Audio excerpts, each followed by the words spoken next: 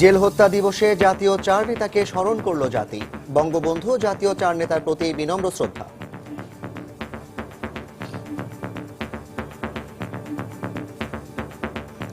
কেন্দ্রীয় কারাগারে হত্যাকাণ্ডের স্থলে স্মৃতিকাতর সন্তানরা, বিচার নিয়ে প্রহসনে ক্ষোভ। যারা নির্দয়ভাবে নির্মমভাবে এই হত্যাকারীদের আশ্রয় প্রশ্রয় দিয়েছে তাদের মুখে আর যাই হোক কোনো আইনের শাসনের কথা মানায় না। এর চূড়ান্ত নিষ্পত্তি করে বিচারের রায় কার্যকর করা, এটি আমাদের দাবি। শোকের দিন হিসেবে না মনে করে কিভাবে করে এই দিনটাকে আরো অর্থবহ করতে পারি সেদিকটাতে আমার মনে হয় আমাদেরকে আরো বেশি মনে রাখতে হবে। দেখছিলেন প্রধান শিরোনাম। সন্ধ্যার সময় সঙ্গে আছি আমি জাফর সাদিক এবং আমি সজল মিত্র রিচার্ড। এবার অন্যান্য শীর্ষ সংবাদ। নাশকতার মামলায় আবারও কারাগারে ফখরুল, তার স্বাস্থ্য ঝুঁকির দায় সরকারের বলছে বিএনপি।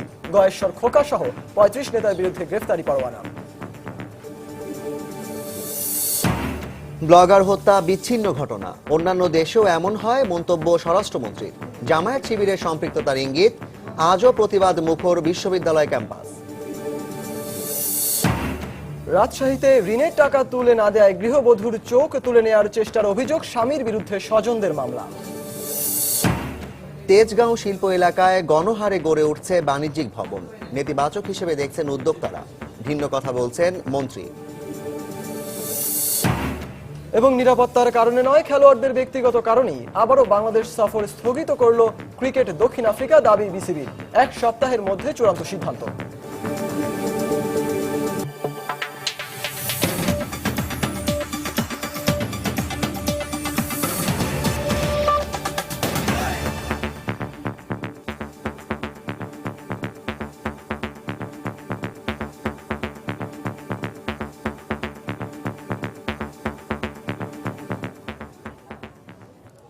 শোকাবহ জেল হত্যা দিবসে জাতির জনক বঙ্গবন্ধু শেখ মুজিবুর রহমানের প্রতিকৃতিতে শ্রদ্ধা জানিয়েছেন প্রধানমন্ত্রী শেখ হাসিনা। বনানীতে জাতীয় নেতাদের কবরে শ্রদ্ধা নিবেদন করেছে আওয়ামী লীগ। এ সময় মোহাম্মদ নাসিম অভিযোগ করেন ৭১-এর পরাজিত শক্তি জাতীয় চার নেতাকে হত্যা করেছে। দেশের সাম্প্রতিক সময়ের আলোচিত হত্যাকাণ্ডে বিএনপি নেত্রী জড়িত বলেও অভিযোগ করেন তিনি।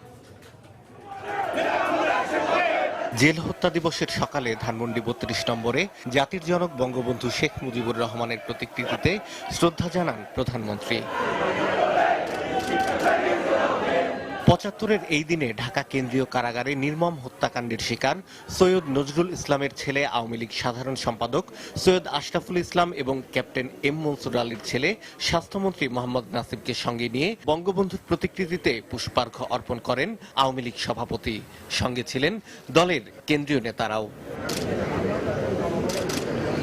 বনানীতে সৈয়দ নজরুল ইসলাম এবং তাজউদ্দিন আহমেদের সমাধিতেও শ্রদ্ধা জানায় আওয়ামী লীগ। নৃশংস সেই দিনের কথা স্মরণ করে এ সময় মোহাম্মদ নাসিম বলেন, স্বাধীনতা বিরোধী চক্র বাংলাদেশকে নেতৃত্ব শূন্য করতেই মুক্তিযুদ্ধের 4 সংগঠককে হত্যা করেছে।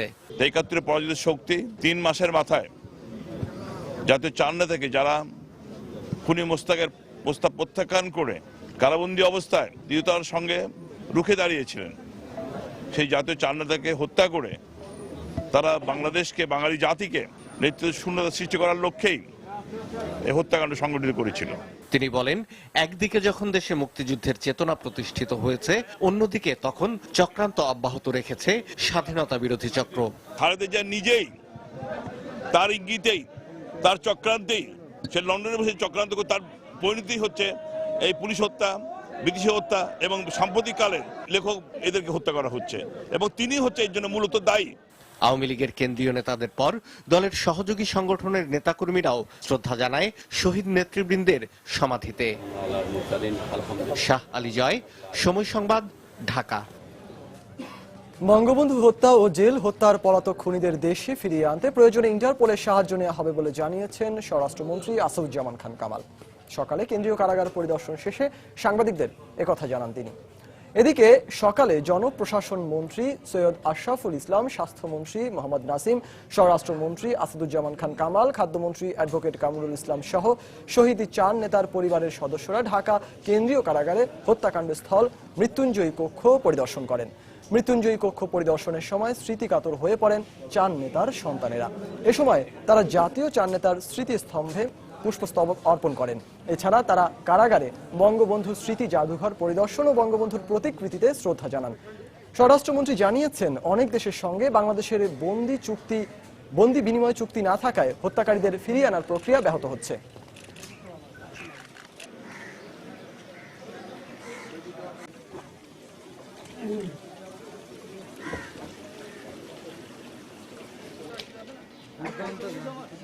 পলাতকদের ফিরিয়ে আনার জন্য আমরা রাষ্ট্রীয় পর্যায়ে আমরা সর্বোচ্চ ব্যবস্থা গ্রহণ করছি এবং অনেক দেশের সঙ্গে আমাদের সেই আইনটি নেই, ফিরিয়ে আনার আইনটি নেই, সেই জন্যই আমাদের অনেক জায়গায় অসুবিধা হচ্ছে।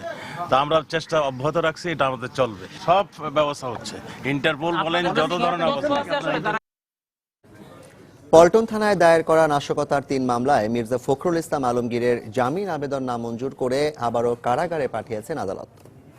বিকেলে ঢাকা মহানগর হাকিম মারুফ হোসেন দুপক্ষের শুনানি শেষে এ আদেশ দেন।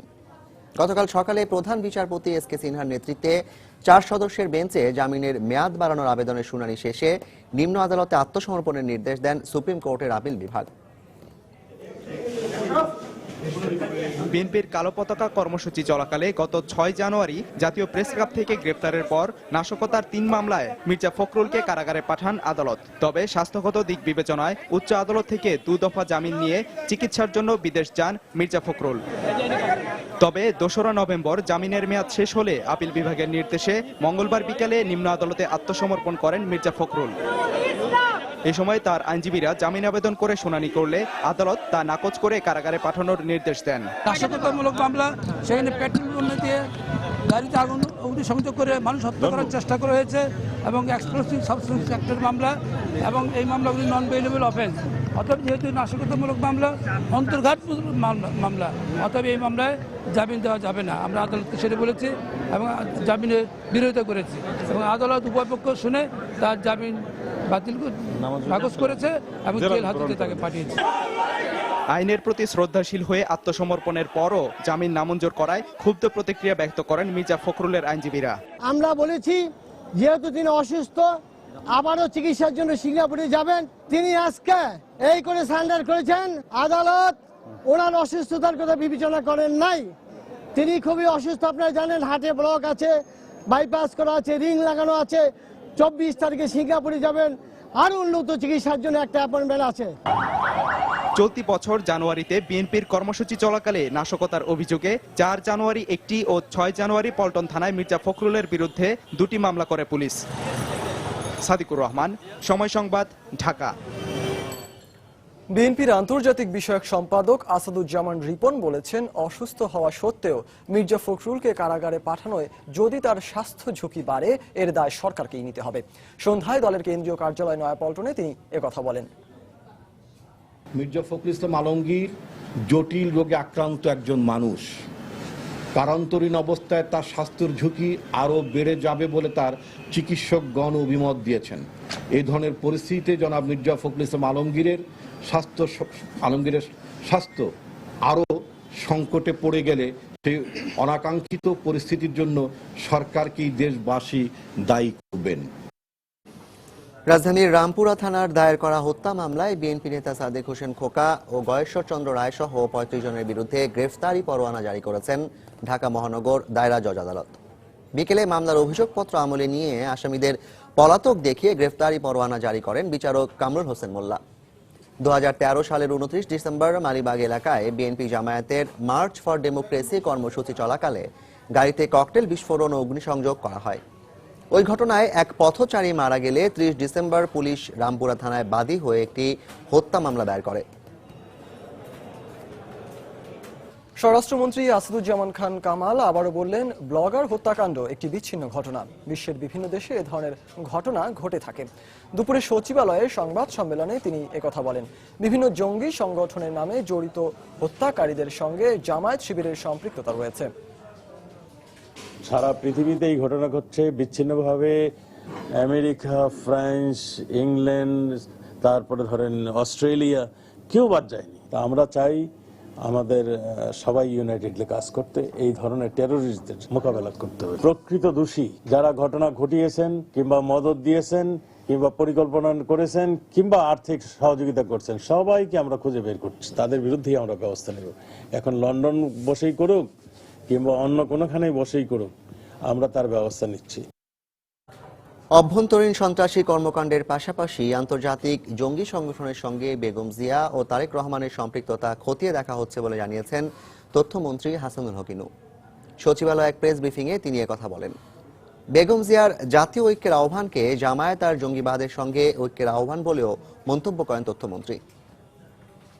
বাংলাদেশের সীমানার বাইরে যেসব আন্তর্জাতিক সন্ত্রাসবাদী গোষ্ঠী আছে, সেইখানেও বেগম খালেদা জিয়া এবং তার পুত্র যোগাযোগ করার আলামত আছে, যেরকম দাউদ ইব্রাহিমের সঙ্গে। আন্তর্জাতিক সন্ত্রাসী গোষ্ঠীর সঙ্গে যোগাযোগের যে প্রক্রিয়া আছে কি না সেটা দেখছি আমরা, কিন্তু তাদের সঙ্গে যোগাযোগের মধ্য দিয়ে বাংলাদেশে নাশকতা করার উদ্যোগ আমরা কিছু ঘটনার লক্ষণ দেখছি বেগম জিয়া এবং তার পুত্রের মাধ্যমে। লেখক প্রকাশক হত্যা ও তাদের ওপর হামলার প্রতিবাদে রাজধানী সহ সারা দেশে ঢিলেঢালাভাবে পালিত হয়েছে গণজাগরণ মঞ্চের ডাকা আধাবেলা হরতাল। এসব ঘটনায় দোষীদের দৃষ্টান্তমূলক শাস্তির দাবিতে আগামী ৫ নভেম্বর স্বরাষ্ট্র মন্ত্রণালয়ের অভিমুখে কফিন যাত্রার ঘোষণা দিয়েছে গণজাগরণ মঞ্চ। একই দাবিতে সকালে মানববন্ধন করেছে ঢাকা বিশ্ববিদ্যালয় শিক্ষক সমিতি।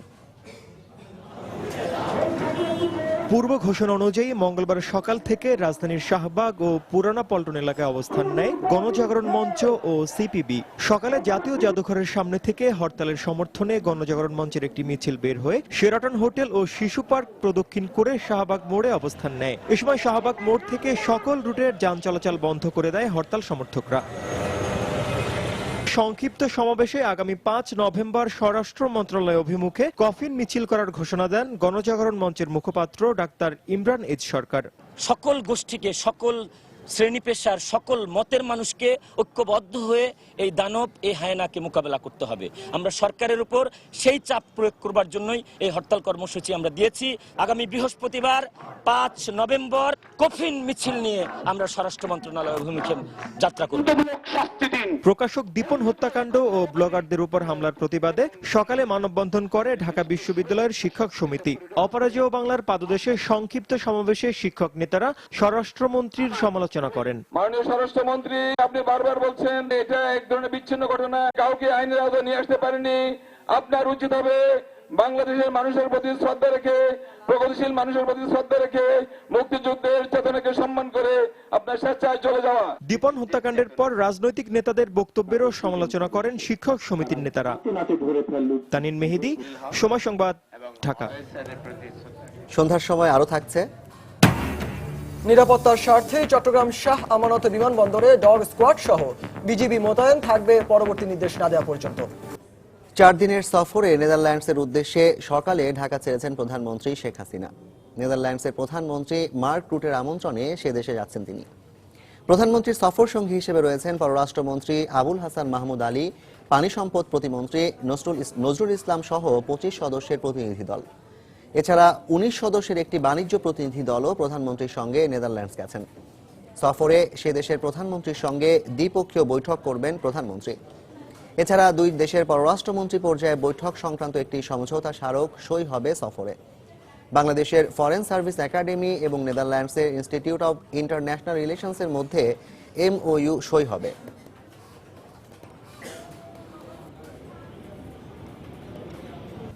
রাজশাহীতে ঋণের টাকা উঠিয়ে না দেয়ায় স্ত্রীর চোখ তুলে নেওয়ার চেষ্টার অভিযোগ উঠেছে স্বামীর বিরুদ্ধে। আহত গৃহবধূ রাজশাহী মেডিকেল কলেজ হাসপাতালে চিকিৎসাধীন রয়েছেন। এই ঘটনায় শাহ মখদুম থানায় মামলা হয়েছে। স্বজনদের অভিযোগ, বেসরকারি সংস্থা থেকে ঋণের টাকা তুলতে স্ত্রী নুরেসা বেগমকে চাপ দেয় পবা উপজেলার বৈরাগী এলাকার সিরাজুল ইসলাম। এতে রাজি না হওয়ায় নুরেসাকে বেধড়ক মারধর করা হয়। এক পর্যায়ে আঙুল দিয়ে তার চোখ উপড়ে ফেলার চেষ্টা করে স্বামী সিরাজুল। পরে আশঙ্কাজনক অবস্থায় নুরেসাকে উদ্ধার করে রাজশাহী মেডিকেল কলেজ হাসপাতালে ভর্তি করা হয়। আঘাত গুরুতর হওয়ায় চোখ নষ্ট হয়ে যাওয়ার আশঙ্কা করছেন চিকিৎসকরা। এর আগেও সিরাজুল ইসলাম বিভিন্ন সংস্থার কাছ থেকে অন্তত 10 লক্ষ টাকা ঋণ নিয়েছিল বলে অভিযোগ স্বজনদের। লোনের টাকা নিয়ে আমি বললাম যে আমি মরবো, তবু আমি তোমাকে লোন করে দিব না। আর পিছ থেকে আমাকে 2টা না 3টা বাড়ি মারে, কি দিয়ে আমি বলতে পারবো না, কিন্তু আমি অজ্ঞান হইনি।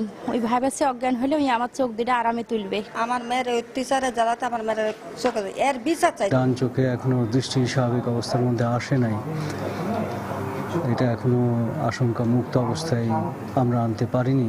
ঘটনাটা আমরা দেখেছি, তদন্তাধীন আছে এবং মামলা হয়েছে, আসামিকে গ্রেপ্তারের চেষ্টা আছে। নিরাপত্তার স্বার্থে চট্টগ্রাম শাহ আমানত বিমানবন্দরে ডগ স্কোয়াড সহ বিজিবি মোতায়েন করা হয়েছে। পরবর্তী নির্দেশ না দেওয়া পর্যন্ত বিমানবন্দরের নিরাপত্তায় এই স্কোয়াড মোতায়েন থাকবে। বিমানবন্দর কর্তৃপক্ষ জানায়, গত কিছুদিন ধরেই নাশকতার আশঙ্কায় বিমানবন্দর এলাকায় নিরাপত্তা ব্যবস্থা জোরদার করা হয়েছিল। তবে পুলিশ, এপিবিএন সহ নিয়মিত আইন শৃঙ্খলা বাহিনীর সদস্যরা বিমানবন্দরে থাকলেও এতদিন সন্দেহজনক কোনো দ্রব্য তল্লাশির ব্যবস্থা ছিল না। এখন থেকে এই স্কোয়াডের সদস্যরা বিমানের যাত্রী ও তাদের মালামাল তল্লাশি করবে বলে জানানো হয়।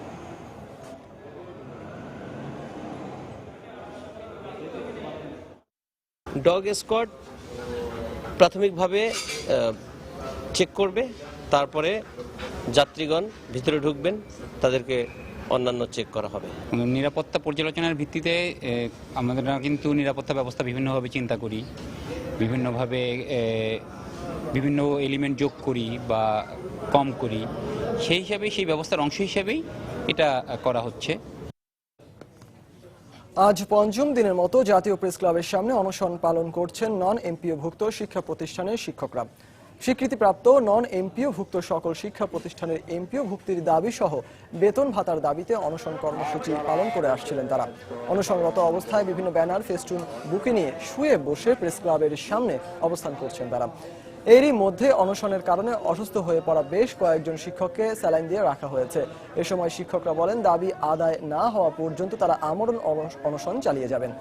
বিভিন্ন দাবি পূরণে প্রধানমন্ত্রীর হস্তক্ষেপও কামনা করেন শিক্ষকরা।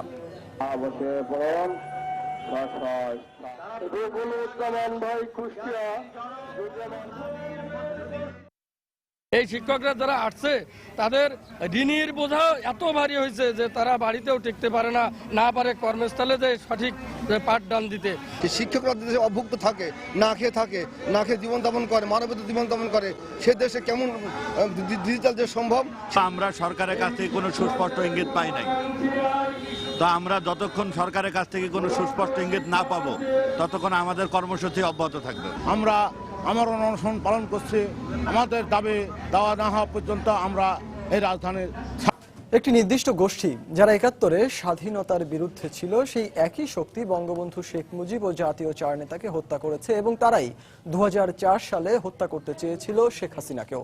বর্তমানে সেই শক্তি ইসলামের অপব্যাখ্যা দিয়ে দেশকে অস্থিতিশীল করার অপচেষ্টায় লিপ্ত বলে মন্তব্য করেছেন খাদ্যমন্ত্রী অ্যাডভোকেট কামরুল ইসলাম। বিকেলে রাজধানীর কামরাঙ্গীর চরে এক মতবিনিময় সভায় তিনি একথা বলেন। একটা গোষ্ঠী যারা ৭১-এ বাংলাদেশের মুক্তিযুদ্ধের বিরুদ্ধে ছিল, সেই একই শক্তি ৭৫-এ জাতির জনক বঙ্গবন্ধুকে হত্যা করছে। এই একই শক্তি ৩৩ নম্বর জেলখানায় জাতীয় চার নেতাকে হত্যা করছে। ২০০৪ সালে শেখ হাসিনাকে হত্যা করতে চেয়েছিল। একই শক্তি আজকে জঙ্গিবাদ বলেন, হরকাতুল জিহাদ বলেন, এই একই শক্তি দেশটাকে তারা আবার একটা অকার্যকর রাষ্ট্রে পরিণত করতে চায়। যেই বাংলাদেশকে, সুন্দর বাংলাদেশকে শেখ হাসিনা যেই পর্যায়ে নিয়ে গেছেন, আজকে এই বাংলাদেশটাকে তারা আবার ধ্বংস করতে চায়। সবাই যদি ঐক্যবদ্ধ হই, ৭১-এ যেমনি ভাবে সবাই ঐক্যবদ্ধ ছিলাম বঙ্গবন্ধুর নেতৃত্বে মহান মুক্তিযুদ্ধে, আজকে যদি সবাই ঐক্যবদ্ধ হই, কোনো অবস্থাতেই এরা পার পাবে না।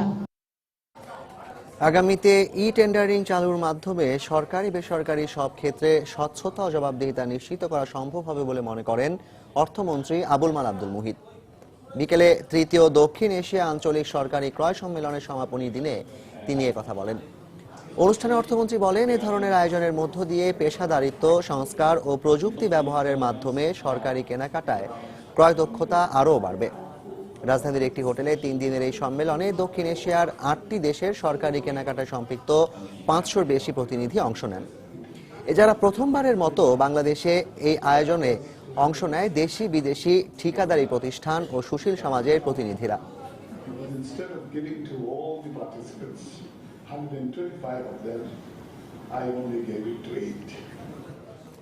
জমির আকাশচুম্বী দাম ও ক্রমবর্ধমান চাহিদার কারণে ঢাকার কেন্দ্রে অবস্থিত রাজধানীর প্রধান শিল্প অঞ্চল তেজগাঁর দৃশ্যপট পাল্টে গেছে।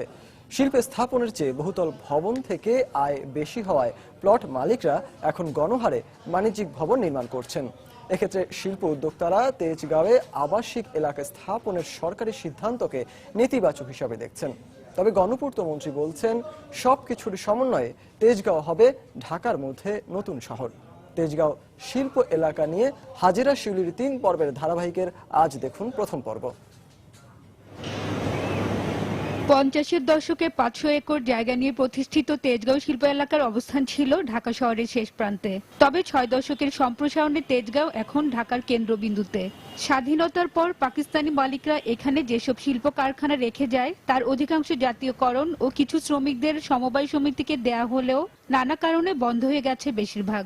এখনো পুরনো কিছু কারখানার অস্তিত্ব থাকলেও মূল সড়কগুলো দুধারে শুধু বাণিজ্যিক ভবন আর শোরুমের সারি। ব্যক্তিগত পর্যায়ে যেসব ইন্ডাস্ট্রি ছিল তারা হিসাব করে দেখেছে এইখান থেকে ইন্ডাস্ট্রিটা সরিয়ে নিয়ে গেলে তাদের জন্য লাভজনক। বিভিন্ন এলাকায় শোরুম তৈরি হয়ে যাচ্ছে, কারণ ফ্যাক্টরি চালায় যে লাভ তার চেয়ে বেশি শোরুমের কাছ থেকে বেশি টাকা পাওয়া যায়। আর শিল্প উদ্যোক্তারা তেজগাঁকে প্রযুক্তি বান্ধব শিল্প ও বাণিজ্যিক এলাকা করার পক্ষে থাকলেও আবাসিক এলাকার বিপক্ষে। প্লটগুলো কিন্তু ইন্ডাস্ট্রিয়াল প্লট হিসেবে করা ছিল, সেগুলোকে যদি আবাসিক করা হয়, কারণ ওখানে অলরেডি অফিস হয়ে গেছে এবং বেশ কিছু স্থাপনা গড়ে উঠেছে, এখন সেখানে যদি আবার নতুন করে কমার্শিয়াল এবং আবাসিক এলাকা করতে চাই তাহলে কনসেপচুয়ালি এটা একটা কনফ্লিক্ট করবে। তবে গৃহায়ন ও গণপূর্ত মন্ত্রী জানান, এই শিল্প এলাকার সমন্বিত উন্নয়নে মাস্টার প্ল্যানে বিভিন্ন বিকল্প নির্দেশনা দেয়া হবে ব্যবহারকারীদের। এজন্য ডিজিটাল সার্ভে করা হচ্ছে। মাস্টার প্ল্যান প্রায় চূড়ান্ত। সরকারি বিল্ডিং গুলো আছে, এগুলাকে আমরা বলে দেবো যে এখানে কিভাবে করা যাবে, কি করা উচিত। আমরা আবাসিক কাম আপনার শিল্প, ওয়েস্টার্ন হোটেল আছে, পাশে আপনার রেসিডেন্স আছে না, কোনো অসুবিধা হচ্ছে? একসময় ভারী শিল্পের জন্য প্রসিদ্ধ তেজগাঁও শিল্পাঞ্চলে এখন আর কারখানার সাইরেন শোনা যায় না। আগের মতো নেই শ্রমিকদের কোলাহল। সময়ের সাথে দৃশ্যপট পাল্টে গেল, এই শিল্পাঞ্চলের বাণিজ্যিক রূপান্তর যেন পরিকল্পিত হয়, সেটাই এখন সবার প্রত্যাশা। হাজিরা শিউলি, সময় সংবাদ, তেজগাঁও, ঢাকা। যুক্তরাজ্যের 27টি স্কুলের সঙ্গে বাংলাদেশের এমপিওভুক্ত 27টি স্কুলের ক্লাসরুম কানেক্টিং প্রোগ্রাম কার্যক্রম শুরু হয়েছে। দুপুরে সিলেটের মাহমুদুস সামাদ ফারজানা চৌধুরী গার্লস স্কুল মাঠে এই প্রোগ্রামের উদ্বোধন করেন লন্ডনের কার্ডিফ সিটির সাবেক deputy lord mayor Ali Ahmad ও সিলেট 3 আসনের সংসদ সদস্য মাহমুদুস সামাদ চৌধুরী। এ সময় যুক্তরাজ্যের বিভিন্ন শিক্ষা প্রতিষ্ঠানের শিক্ষক সহ 20 সদস্য, সিলেটের জেলা প্রশাসনের কর্মকর্তা, শিক্ষা প্রতিষ্ঠানের প্রধান ও রাজনৈতিক নেতারা উপস্থিত ছিলেন। এই প্রোগ্রামের আওতায় বাংলাদেশের স্কুলগুলোর শিক্ষা কার্যক্রম উন্নত হবে বলে মনে করছেন সংশ্লিষ্টরা।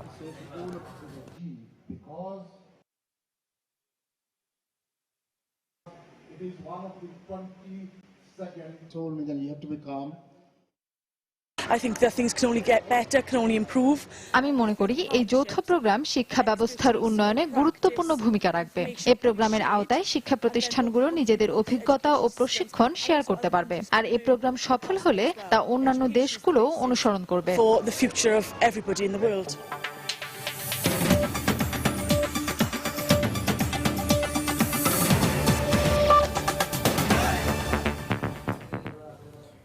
আফগানিস্তানে পাথর নিক্ষেপ করে রোকসানা নামে এক নারীকে হত্যার ভিডিও প্রকাশ করেছে স্থানীয় গণমাধ্যম। সোমবার প্রকাশিত ওই ভিডিওতে দেখা যায় আফগানিস্তানের ঘোর প্রদেশের ফিরোজকোহ শহরে তালেবান বিদ্রোহীরা এক নারীকে পাথর ছুঁড়ে হত্যার চেষ্টা করছে। এক পর্যায়ে ওই নারী প্রাণ বাঁচাতে দৌড়ে পালানোর চেষ্টা করলেও তার উপর পাথর নিক্ষেপ থামেনি। প্রেমিকের সঙ্গে পালিয়ে যাওয়ার অভিযোগে তাকে এই শাস্তি দেওয়া হয়েছে বলে জানায় গণমাধ্যম। তবে তালেবান বলছে মেয়েটি ব্যভিচারে লিপ্ত। এ হত্যাকাণ্ডের পেছনে তালেবান বিদ্রোহীদের দায়ী করেছে দেশটির সরকার।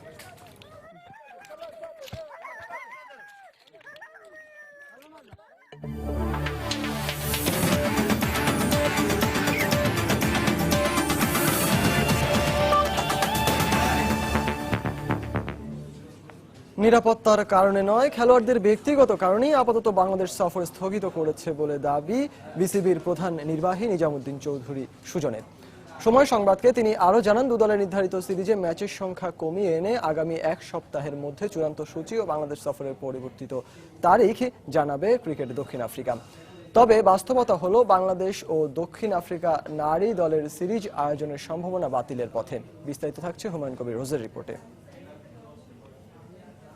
গেল মাসের 15 অক্টোবর বাংলাদেশ সফরে আসার কথা থাকলেও নিরাপত্তার প্রশ্ন তুলে ক্রিকেট অস্ট্রেলিয়ার মতো দক্ষিণ আফ্রিকা নারী ক্রিকেট দলও নির্ধারিত সফর স্থগিত করে। এরপর পুনরায় 3 নভেম্বর বাংলাদেশ সফরের তারিখ দেয় ক্রিকেট দক্ষিণ আফ্রিকা। তাই আইসিসি নিয়ম অনুযায়ী কোনো দ্বিপাক্ষিক সিরিজের আয়োজক দেশের নিরাপত্তা পর্যবেক্ষণ করে ওই দেশের ক্রিকেট বোর্ড। সেই ধারায় সোমবার দেশটির নিরাপত্তা প্রতিনিধি বাংলাদেশের নিরাপত্তা পর্যবেক্ষণ করার পর ইতিবাচক মতামত দেয় বিসিবিকে, কিন্তু আবারও সিরিজ স্থগিত করার জন্য ভিন্ন অজুহাত দিল দেশটির cricket board. South African cricket board CEO উনি আমাকে ফোন করেছিলেন। উনি জানিয়েছেন যে ওনাদের আরো 4 থেকে 5 দিন সময় লাগবে। স্পেসিফিক কজটা হচ্ছে যে ওদের প্লেয়ার যাদের সিলেকশন করা হচ্ছে তাদের কারা কারা পরীক্ষা চলছে এবং এই বিষয়টা তারা কনসিডার করেই ফাইনাল অ্যারাইভাল ডিটেইলসটা আমাদের জানাবে।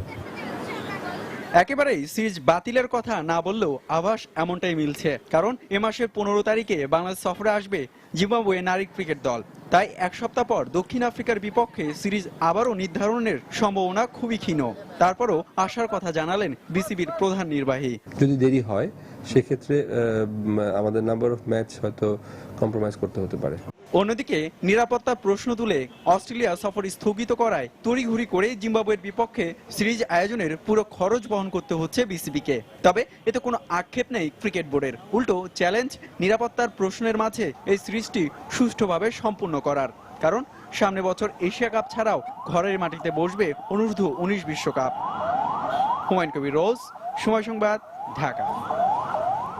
সন্ধ্যার সময় এ পর্যায়ের শীর্ষ সংবাদগুলো জানিয়ে দিচ্ছে আরেকবার। জেল হত্যা দিবসে বঙ্গবন্ধু ও জাতীয় 4 নেতার প্রতি শ্রদ্ধা। সরকার বদলের সঙ্গে সঙ্গে হত্যাকারীদের বিচার নিয়ে প্রহসনে সন্তানদের ক্ষোভ। নাশকতার মামলায় আবারও কারাগারে ফখরুল, তার স্বাস্থ্য ঝুঁকির দায় সরকারের বলছে বিএনপি। গয়েশ্বর খোকা সহ 35 নেতার বিরুদ্ধে গ্রেফতারি পরোয়ানা। ব্লগার হত্যা বিচ্ছিন্ন ঘটনা, অন্যান্য দেশেও এমন হয় মন্তব্য স্বরাষ্ট্রমন্ত্রীর। জামায়াত শিবিরের সম্পৃক্ততার ইঙ্গিত, আজও প্রতিবাদ মুখর বিশ্ববিদ্যালয় ক্যাম্পাস। রাজশাহীতে ঋণের টাকা তুলে না দেয়ায় গৃহবধূর চোখ তুলে নেওয়ার চেষ্টার অভিযোগ, স্বামীর বিরুদ্ধে স্বজনদের মামলা। এবং নিরাপত্তার কারণে নয়, খেলোয়াড়দের ব্যক্তিগত কারণে আবারও বাংলাদেশ সফর স্থগিত করল ক্রিকেট দক্ষিণ আফ্রিকা। দাবি বিসিবির 1 সপ্তাহের মধ্যে চূড়ান্ত সিদ্ধান্ত। এই ছিল সন্ধ্যার সময়। যে কোনো খবর পেতে ভিজিট করুন সময়নিউজ.tv আর সঙ্গে থাকুন সময়।